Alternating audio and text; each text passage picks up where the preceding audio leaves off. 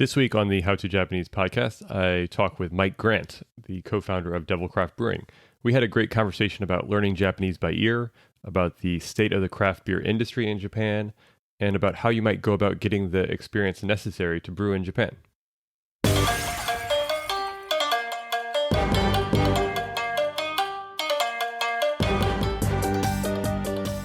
Mike Grant is the co-founder of Devilcraft Brewing and has been operating in Tokyo for 10 years as of this year. Devilcraft has 4 locations in the Tokyo area. Mike, thanks so much for coming on the podcast. Thanks for having me, Daniel. Good to be here.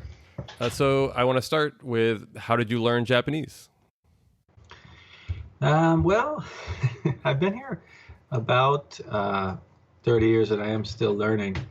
But I haven't actually spent a lot of time formally learning. In fact, formal learning in a classroom environment, it was probably a total of about 6 months. And it was split. Those 6 months were split. And all that time was after my first tour here, if you will. Mm-hmm. So I was here for 2 years and went back to the States and was back there for almost 2 years. But I was kind of studying formally back there and looking to get back here to Japan. So you had already spent time here. You had been exposed a little bit to the language and culture, and now you're in the classroom environment, right? Right. So when I first got on the plane to come over to Japan, I had been teaching English in another country, and someone told me that it was a good opportunity to teach in Japan. This is going way back. This is going back to 1990, 91. And just came over on the plane knowing like 3 Japanese words and kind of studying hiragana and katakana on the plane. And and then just learning mostly from ear. I've mostly learned Japanese through situations and through my ear. And a lot of it was working with Japanese people. And it helped when their English was not very good because I had to make do. Yeah, that immersion really forces you to use it. And yes. So what approaches were helpful for you in other than pure immersion? Or actually, let me go back a little bit. What was it like going into the classroom, like having been in Japan and then stepping into the classroom? It was actually pretty cool because I wouldn't say I was fluent. I'd only been in Japan for about a year and a half. But I could get by in most situations, using word and phrasing workarounds. Mm-hmm. And so going into the classroom, what was interesting is because my kanji was really weak, because that's usually the weakest part for a lot of people coming from a Western background into Japan. And for me, certainly the kanji writing was weak, and the second weakest was probably reading. But to see all these things that I had been using kind of written down and in a written format, even though I'd been in Japan, I hadn't really been focused on the kanji study when I was here the first time. And so to kind of focus on that and approach it from a reading and writing viewpoint, I think it was helpful because it reinforced stuff that I had already learned, and then it also it took me into different areas and pushed me a little bit with that side of things. Yeah, that's super interesting. I mean, sometimes I think we kind of take it for granted that language is like one unified thing when it's actually not, when the written language is actually very kind of artificial at times, and the spoken language is the real kind of nitty gritty of the language, and then to see that represented on the page after you've been using it for a year must have been interesting. It was, and actually the teacher I had, it was a extension course at UC Berkeley, but he was a good teacher, and he actually used Blackjack the comic as part of it, so I still remember parts of that, and that was like a very anti-textbook. Which was great too, because it wasn't just straight kanji, and it wasn't like old school stuff. It was street or comic Japanese of that era, and so it was pretty cool to see him use it that way. Because I'd been teaching over here, so oh wow, I could use that too. And I'm curious to know more about your strategy of learning from ear. Are there any techniques there that you found helpful in terms of once when you Well, learn a new phrase, how do you kind of cement that in your vocabulary or in your understanding? well, to cement it, I think, what do they say? You've got to actually use it a certain number of times before it actually becomes yours. But um, I always like the sound of different languages, even in, within English, the different accents within English. We used to play around, friends and I, in high school, and after that, of like mimicking accents. And it wasn't just English, it was whatever we would see in movies or hear, just kind of playing around with that kind of playing with language. I think it's really underestimated. I mean, we were just messing around because we enjoyed it. We were just kind of trying to act like the people that we would see on the screen or hear on the screen. But that kind of making through your ear, trying to reproduce those sounds, it's actually a valuable practice. And I think so I had an advantage there that I didn't even know that I had, because I don't have a musical training background or anything like that, but just kind of came at it that way. And that part of that too is when you hear something, and this is like in a more of a Japanese learning context. You try to use it and you fall flat on your face because the person that you try to use it with has no idea what you're talking about, and somehow you kind of get through that, work around, and come to some understanding. But that's part of it too, not being afraid of making plenty of mistakes. Yeah, I like that imitation idea because I do think that, even if you're in the classroom for the first, 6 months to a year maybe, or depending on how quickly you develop, all you can do is imitate. You're imitating your teacher, right. You're imitating whatever your tapes you're listening to, you're imitating the conversations written in the textbook. And then to really take ownership of them. I remember like it took me years, I think, before I felt like I was speaking in my own voice in Japanese, or at least, and then probably the register lowers a little bit, because I've been speaking in probably higher pitch than normal than I would in English. And then that, I think, was one thing I noticed over a couple of years. Yeah.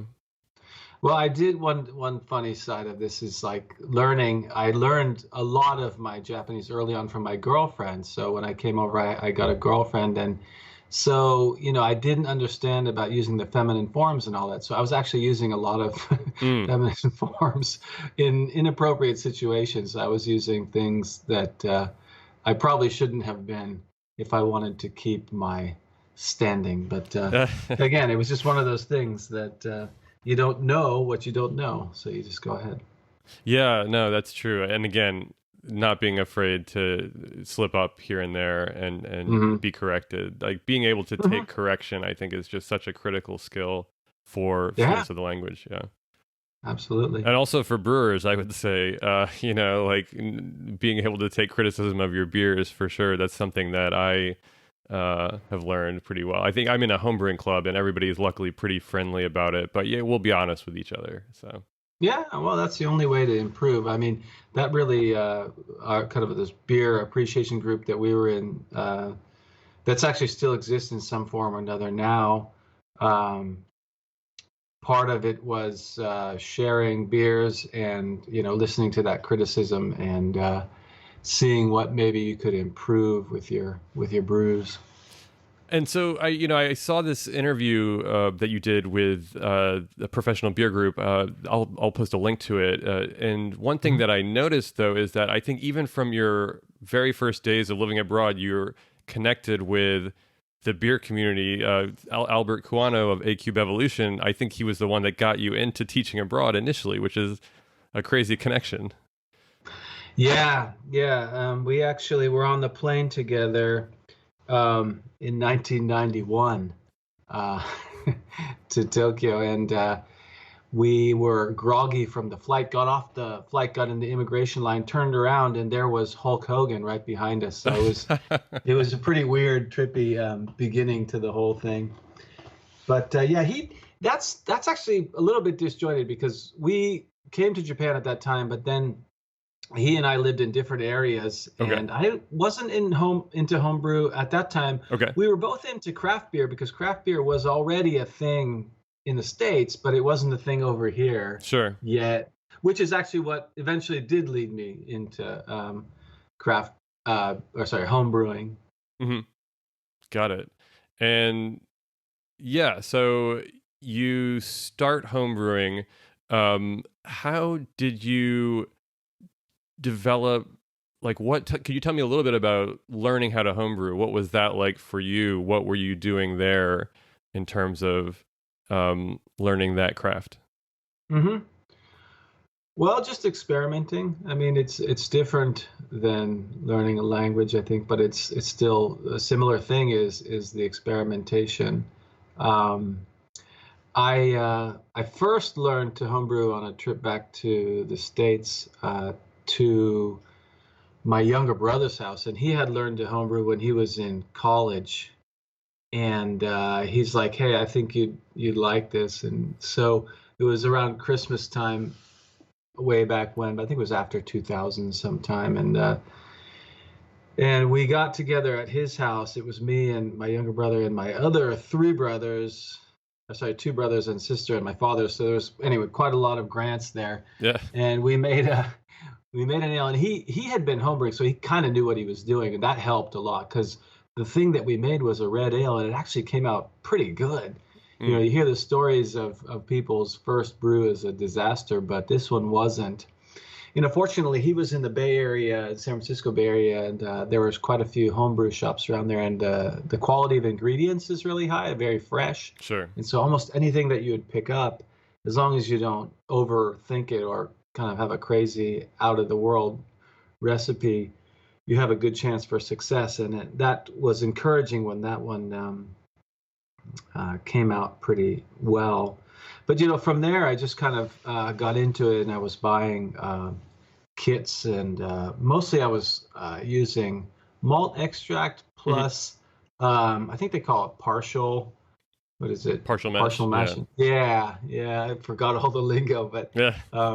we would. I just had beers that I liked, you know, that were commercial beers. I think that a lot of people do that. They're like, well, how would I go about making something like that? And think of what ingredients would I use to make something taste like that? And you know, the net was becoming a source of information around that time, and so I did a lot of searching on the net, and I got quite a few homebrew books and just kind of scoured those and recipe books, and just, as I said, experimented with things and found things that worked for me and things that didn't, and then just kept going from there.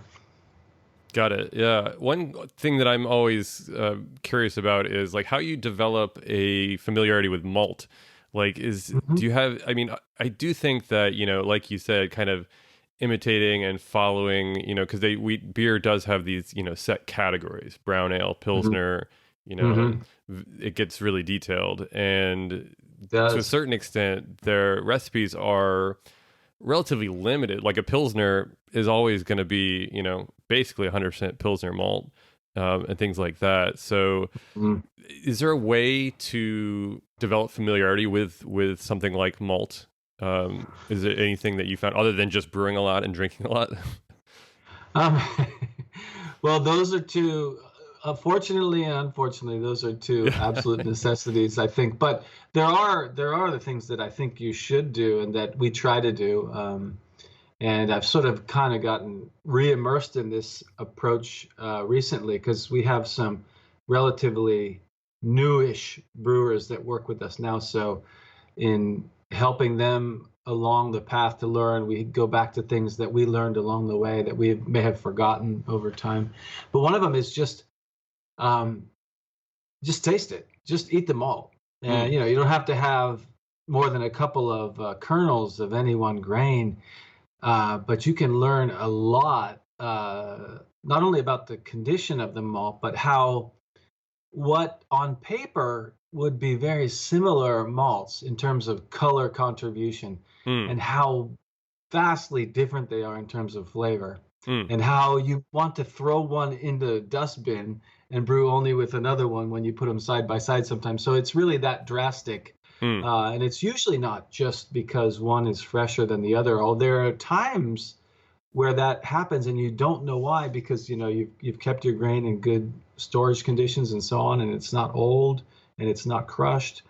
But yeah, it's pretty fascinating to put for example, like a 40 Lovibond malt from different maltsters, two or three of them side by side, and then just try a little bit and just try to use, well, first of all, just taste them, see what they taste like, and then use whatever descriptors that you have to kind of describe them and what you might want to use them in. Alternatively, if you have a recipe in mind and you need like a 40 Lovibond and you want this character rather than that character, more caramel or more coffee or more toffee or whatever it is, the thing that you're looking for, of the three that you have in front of you, which one is actually going to fit the bill? Nice. And are you importing a lot of your malt, or are there Japanese maltsters? There is a little bit of brewing malt made over here, but it's not much in the way of variety. And so we were making an all Japan brew once a year for a while there, but we've kind of gotten away from that.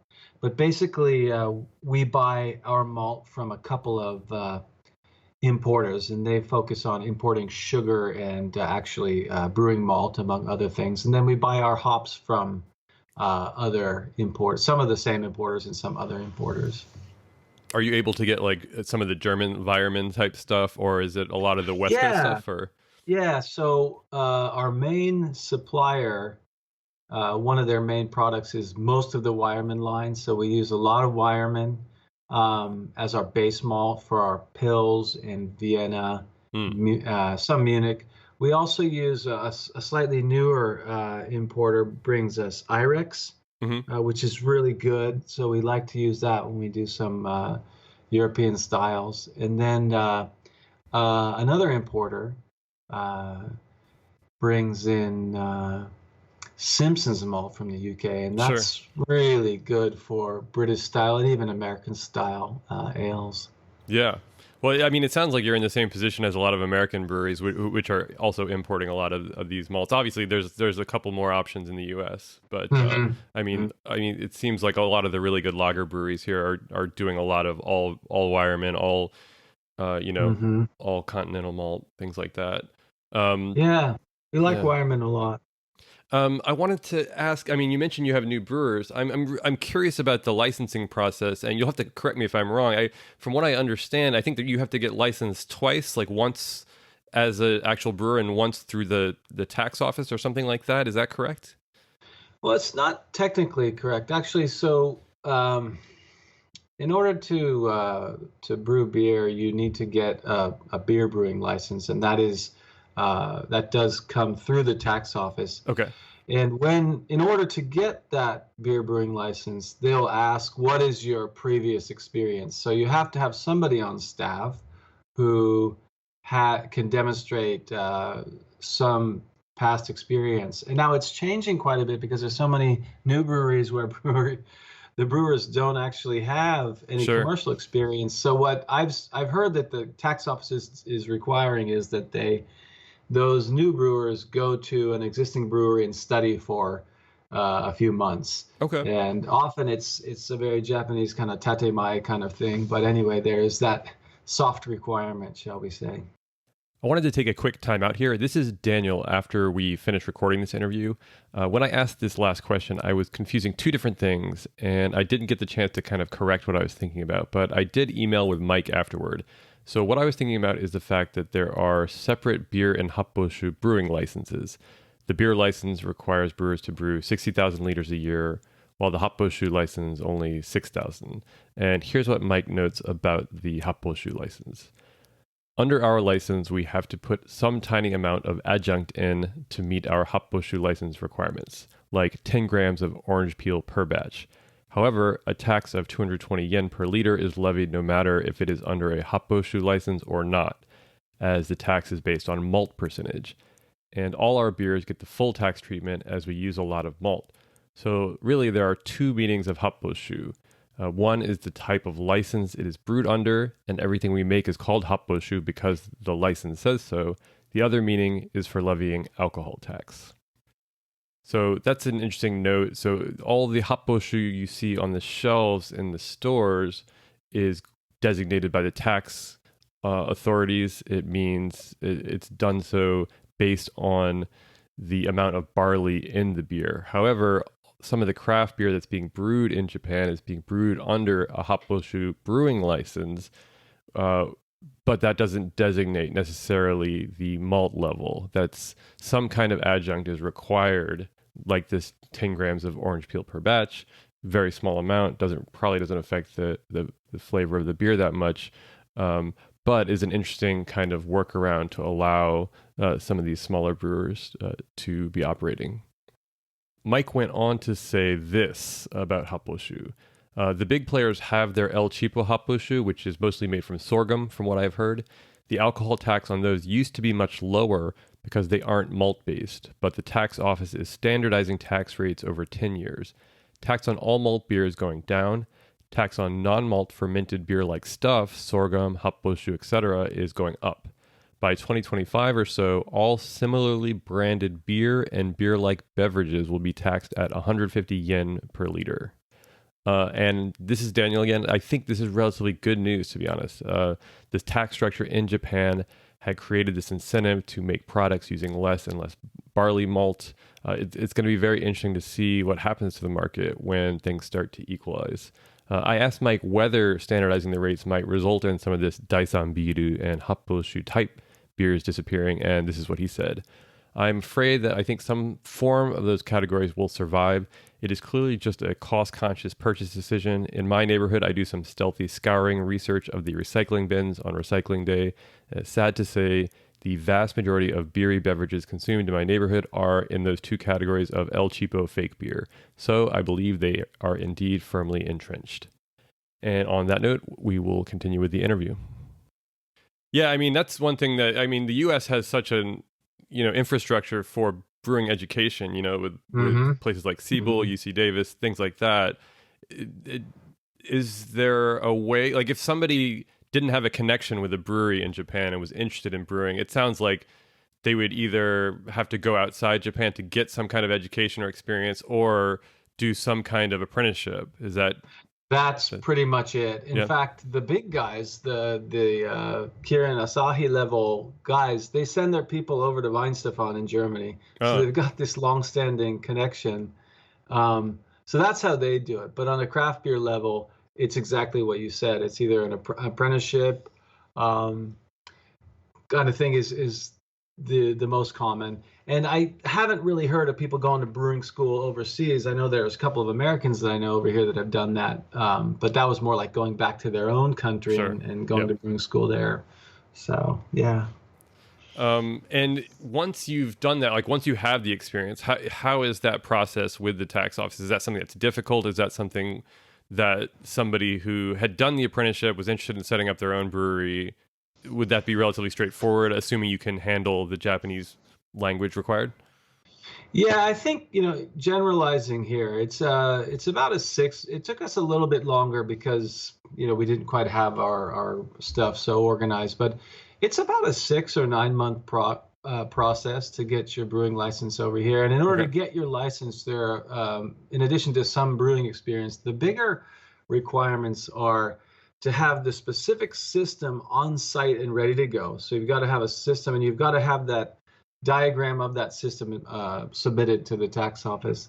And the license doesn't go with you or the system. It goes with the physical location in which the system is now located. So if I want to move across the street, I've got to get another license. And of course, it's a little bit easier because they know that you already know what you're doing, but you still have to go through the whole relicensing procedure. Wow. So that's really capital intensive. Yeah, there's a lot of red tape involved. And I won't get into too much more of it, but even to brew a new recipe, just to give you one idea of what's involved, you've got to. It's gotten a little bit better in the last year, but you used to have to submit your recipe to the tax office 4 days in advance. Okay. And if you've got your ducks in a row, you can do that. But the way that craft brewers, really small craft brewers, work is they kind of want to make adjustments on the fly, depending. on what's happening in the brew house and what's happening with your process. Sure. That really wasn't allowed. Although now they've sort of accepted the fact that a kilo here and a kilo there among friends is no big deal. Wow. I mean, the U.S., we do have our, unique situation here. So I do think, for example, with packaging can sometimes be complicated in the U.S., getting approval for labels, getting approval for different recipes, using different ingredients, things like that can sometimes be a pain in the ass. But so it's not, I would say, totally unique to Japan, but it does sound like there are some challenges there. There definitely are, and there's the cultural aspect that if anything's sort of new or out of the ordinary, generally the answer is no, that can't be done. And it's not because they're really against you or the question. It's just it hasn't been done equals it can't be done. And we run up against that quite a bit in our daily business life over here. Were there any recipes in particular that you had to go like back and try and get approved again? No, they were pretty good. In fact, Okay. we got the full audit. So we've been brewing now for almost 6 years, and we got the full audit, which completed right before COVID struck. And I think, there hasn't been a lot of good news around COVID, but one kind of tongue-in-cheek piece of good news was that it really was kind of starting to hit here in Tokyo at the end of our audit period. And the tax office guys had a lot of stuff on their plate. And so I think they just basically said, okay, you're fine, and close the books. We won't be back for 3 more years. They were pretty busy, and they didn't really want to deal with our small change type of audit. But sorry, I think I got a little off track there. No, that was really interesting. I mean, so I guess I just want to make sure I'm understanding right. So once you have that license for that location, you can bring in new brewers without any issue as long as you're hiring a full-time employee. That's right. As a matter of fact, anybody that you bring in who may be doing 100% of the work, they don't ask any questions. In fact, we don't see the tax office other than an audit time now. Okay. However, our brewer is contacting them on a fairly regular basis. So he's submitting, there's a form for a new recipe. So he's submitting a new recipe. Now they've changed it so we can submit the new recipes up to by 1 day before. So we've got a lot more leeway than we used to have. That's great, yeah. Yeah, and then other than that, like there are questions about splitting batches. Let's say we made a batch, but we want to split. Half of it goes into the bright tank and half of it goes into a barrel. So we've got to a wooden barrel. We've got to ask the tax office, and that wooden barrel has to be registered as an official tank or one of the things that we use in the brewery. So it's one of the reasons why mobile canning hasn't taken off here. Oh, okay. You can't use a piece of equipment that doesn't belong to you. Everything has to be registered. So it's a very unfortunate thing, but as of now, that's still the way it is.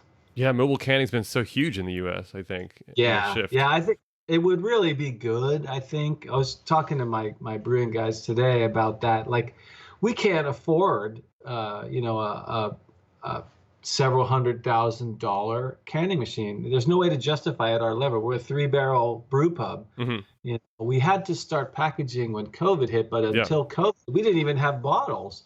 We had nothing. So you got to look at the economic side of things, and it would be really nice if among say 5 brewers we could actually share a piece of equipment. And somebody's using it every day. That's about how often we want to use it, about once a week. And but unfortunately, the way that the rules are written now, we'd have to do that in secret, and we're not really willing to do that at this point. Yeah, no, I mean that makes sense. Yeah. And so it was easier to set up the bottling line then? Well, the bottling we're well, the first one, I guess, is 1.0. We're 1.1, version 1.1. Okay. So it's not totally manual. It's a slightly semi-auto thing, but it's still very manual, and it's 2 bottles at a time. Yeah. So we load the bottles, and then it purges and fills, and then we hand cap with a very homebrew type of hand capping crowner type thing, and that's it. But we're bottling like There's 10 varieties at any given time, and we're bottling like 150 bottles max. So like Yeah. one bottling run for us is like 500 bottles. I mean, it's nothing compared to the big guys. Yeah, I mean, there were breweries in Chicago that had a lot of their beer wrapped up in kegs, and they had to kind of rush and get those into packaging pretty quickly in Yeah, order yeah, to get them off the shelves. But man, what sure. a nightmare it's been the last year. Yeah, yeah, and we just I don't know how close you're following the Yeah, stuff over here. We just went into the yeah. another state of emergency, so we're actually shut down at the pubs now. So we're talking about that. What do we do with the beer that we have in kegs? We're kind of getting used to this, and that's something I never wanted to get used to. But Hmm. yeah, Japan had done really well with things related to COVID in terms of keeping it contained, but the problem is the vaccine has just been way too slow, Yeah. and so things are dragging out much longer than they needed to. Yeah, and I think people are just exhausted everywhere. I can Yeah. see it. I biked across the city yesterday to go over to a brewery, Hmm. and it does feel like even in Chicago it's a little bit too open. But I think these breweries, I think after the last year they're trying to like sell whatever they can as much as they Yeah. can. Like Yeah. kind of I got get it. to. You Yeah. got to. Yeah. If you want to stay afloat. So. Yeah.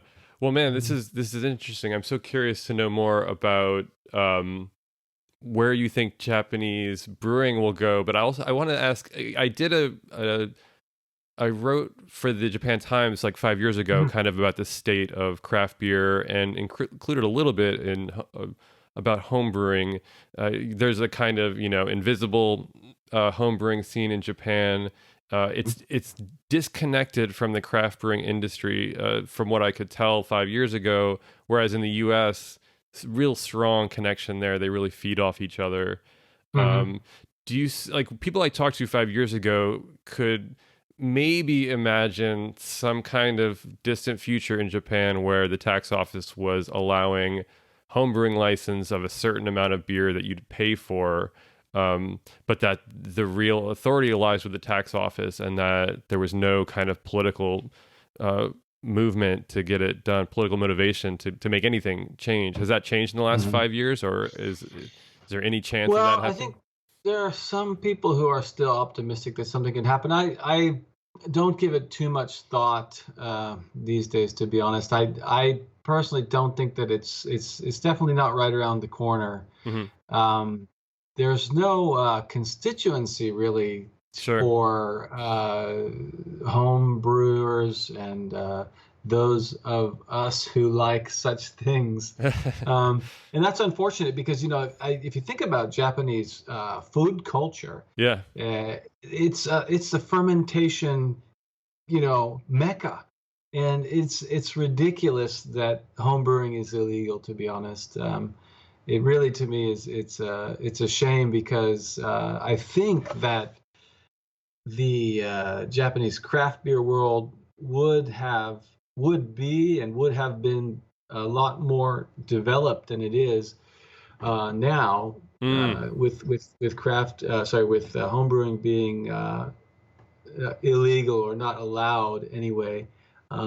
It's kind of kept it's kept craft beer from really taking a foothold as much as it would have. I don't think it necessarily would have taken off as much as in the States because there's other things at play there, but Sure. it certainly would have taken off a lot more than it has. And it's a shame to see that, especially as one who has gotten involved in the craft beer world here. And you've been there basically for the whole run of the whole craft beer run, all its ups and downs that it's had in Japan, from being kind of craft beer being legalized, microbrewing being legalized in the 90s, that initial boom, a kind of bust when, a lot of bad beer being brewed, Hmm. a lot of the big players driving people out of the markets. And then kind of this resurgence in the 2000s with uh, not only better quality craft beer being brewed locally, but also these importers like A Cube Evolution and a couple others. Um, where are things right now, like in terms of the marketplace? Um, I'm optimistic about the quality of the beer of the small breweries that I've seen. I read something just a few days ago that said there's 400 breweries here now, which is huge compared to, Hmm. even just a couple of years ago. And another statistic that I read, this is from 2019. It was somebody who was counting all the newly opened breweries, and from January to July or something, on an average basis, there was one new brewery opening here every 4 days. And Wow. I was like, wow. And it really, there was a time where there was no new breweries opening, but now we can't keep track of all the new breweries opening. But mostly, when I go out and try them, they're actually pretty good. And I think the reason is, um, even though homebrewing is illegal, a lot of these new breweries are really small. I mean, they're nano, Hmm. micro, from anywhere from 50 to 500 liters, but they're often around 2 to 300 liters in terms of their system size, and they're in a small space. But they actually, I'm generalizing again, but the new brewers know what they're doing, and they're getting into it for the right reasons. They're getting into it because they want to make beer, not because it's some kind of omiyage thing out in the country that they got some money through, some government grant or whatever. This is like either through crowdfunding or whatever. They've actually got a little bit of money together and they started their own thing, and they're into it in order to make good beer and to share that good beer with the people around them. So, and several of them that I have in mind right now have actually developed their own small but very loyal following. Hmm. And they're more centered around Tokyo, which kind of makes sense Yeah. because, of the population around here. So I'm optimistic about the future of craft beer. I don't know in terms of, is it going to take, a Sure.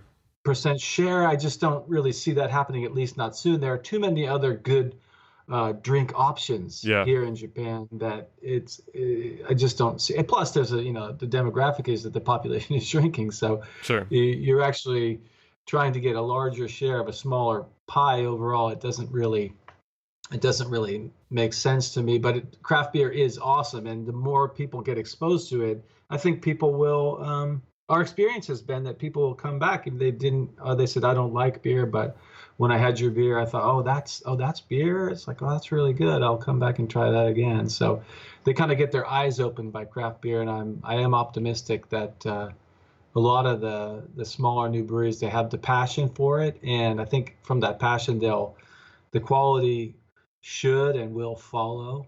Yeah.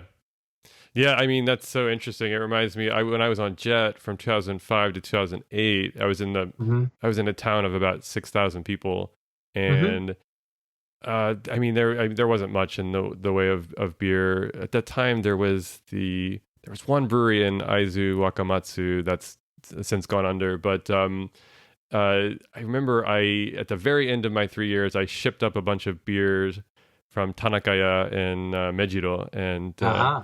had my English conversation class over. Like I would once a week at the Board of Education would give a class to adults for just English conversation, and so I had them over Hmm. to. We couldn't do it at the Board of Education because it was going to have alcohol involved. So I had everybody over to my apartment and just shared like whatever breweries I could find. I tried to do like a basic like tour of like Western brewing, basically from like a brown ale to like a craft lager to, and then finally to an IPA. And I remember it was the brown ale that really surprised everybody with just how like full that flavor was with the malt. Was Hmm. pretty fun. But yeah, I do think one thing you mentioned is the other beverages. I think Japan was ahead of the game in terms of the seltzer craze. I don't know, does Yes. Chuhai, Yes. like Chuhai is basically seltzer kind of. Well, it is. It is. And so I get sometimes brewers that don't really know the market said, "How come seltzer hasn't taken off in Japan?" I said, "Well, you need to go to the conveni, friend, because it's been here for quite a while, and it's pretty well developed." Yeah, it's one of the things where, it's that market. It's so price sensitive. People are looking for something that they can get for like 100 yen, maybe Yeah. 200, that checks all the boxes. It has the fruitiness, it has the alcohol, and it gives them it gets the desired effect. Certainly not a premium thing. I mean, their potential is some.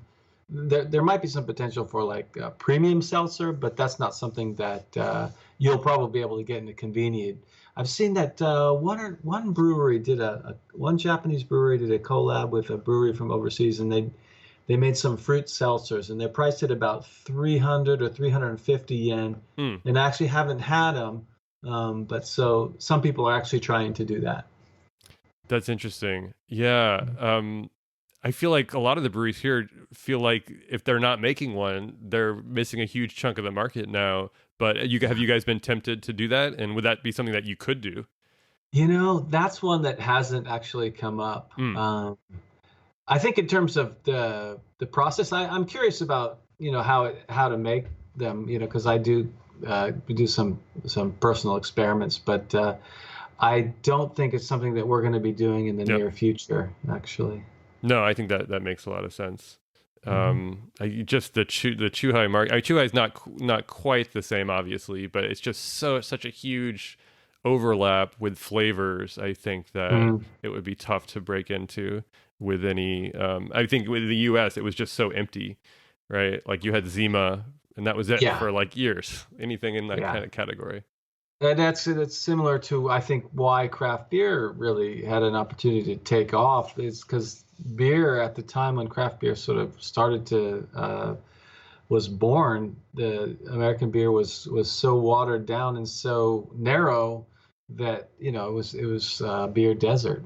So it's not the case anymore. Yeah. Stylistically, I think from my experience, Japan has lagged the U.S. trends a little bit, and but eventually kind of used them as models and followed. Is that still the case? Are you starting to see things like mixed culture brewing, barrel aging, and then some of these like lactose IPAs? A little bit, with the barrel aging and the mixed culture. Really, there are some people that are starting to do it. You've got to first of all get all your barrels in order, but you need a lot of space. Yeah. And so you've got to. It's unlikely to be in a big city. You're going to be more in a rural type of situation. But I have heard several breweries that are getting into that and starting to do a barrel program with mixed cultures and things like that. We're very limited on space, so we're not able to do that right now. But we're actually just starting to do. We're going to do a mixed culture saison later this year, and we're just going to see how that works out, because we have a couple of barrels that we're working with, and that'll be the last run in those barrels. And that makes me think of yeast sourcing. Like malt and hops are one thing, but yeast is kind of a totally different beast. When I talked to I can't remember his name, the guy that runs Popeye, he mentioned that they were working on developing a yeast lab. Is that something that's happened in Japan? Are there locally sourced yeast? He actually went ahead and did that. So they're actually providing yeast to the craft beer industry over here. I think we might have gotten their yeast once, but normally we, because of our brewing schedule and especially now with COVID, it's so kind of up in the air. We've got a brew schedule. We don't know if we're actually going to be able to go ahead and brew, but we generally use dry. We've got several strains of dry yeast that have been very good for us, and they're very reliable and very we can just depend on them, and then we don't have to worry about the shipment of liquid yeast coming from Omega or White Labs or whatever, because sometimes it gets held up in food quarantine or customs, and so that'll affect the viability as well. Yeah, dry yeast makes sense. That slipped my mind, but that's great. What's the guy's name from Popeye? I think he's Aoki-san. Yeah, Aoki-san. That's who it is. Yeah, that's great that they got that going. Yeah, he's a legend. Yeah, no, he's the grandfather. So, and yeah, I think I'm trying to think if there's anything else. I mean, there was one other. I mean, you mentioned in the interview that you did with the craft beer professionals is that you regularly go over to conferences. Are there any domestic conferences in Japan for brewers? Unfortunately, there aren't. There's a lot of camaraderie among brewers who have been at it for a while, and so that's good. And I think there's a good sharing of information and a certain number of collaborations that we've done with fellow Japanese brewers and that others are doing and have done. But there's nothing here in Japan that's like the Brewers Association in the U.S. And so Mhm. it's definitely brewer to brewer and a very casual level. And there's been talk of making something like that over here, but I haven't really seen any major movement in that direction. Man, it seems like the Brewers Association here, I mean, there's room. I don't know how international they are, but it does seem like there would be room to make that move into an area where, you probably have lots of people looking for professional development. Yeah, I think there's a thirst for that. And if you could just kind of formalize it and bring people into the fold, I think there'd be a big improvement in quality over here. Great. And I guess I'm also curious. So, if it sounds like if there was somebody who, say, they're teaching English in Japan, uh, Hmm. doesn't have much homebrewing experience, the best strategy would be to kind of just get to know people and maybe eventually get some kind of apprenticeship if they're looking for some kind of foot in the door. Yeah, definitely. In fact, we had a brewer who's then went on to get a scholarship to the Pink Boots Society.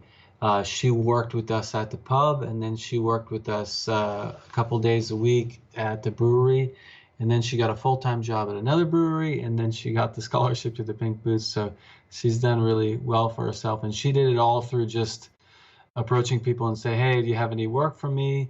And yeah, it's really just about making those connections, and eventually, it's brewing's a pretty hard physical job, and not everybody can keep at it for all that long. So there's that aspect. People move through the brewery, and then the other thing is, at least for now, it's an expanding industry. So even though the scale of these new breweries is pretty small, there's opportunities that come up because it's such a labor-intensive industry that people often need an extra pair of hands. And so there's a lot of young new brewers here, and hopefully new breweries will still keep opening, and there'll be more opportunities for people who want to get into it.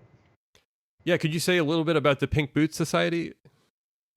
Yeah, I'm not super familiar with the Pink Boots Society, but as far as I know, that it's an organization that is intended to improve opportunities for women in brewing. Mm. And this particular person worked with us for a short time, and she applied for a scholarship with them, and she got that. But I'm not familiar enough to really give you a rundown on what the Pink Boots Society does. But my understanding is that they do really good work trying to give more opportunities for women, which is pretty underserved. There's very few women in brewing, unfortunately, and so they're trying to change that for the better. Yeah, they're active. I know they're active here. I'm also again Mhm. only familiar with them in passing, so I'll put some links in the blog post. Sure.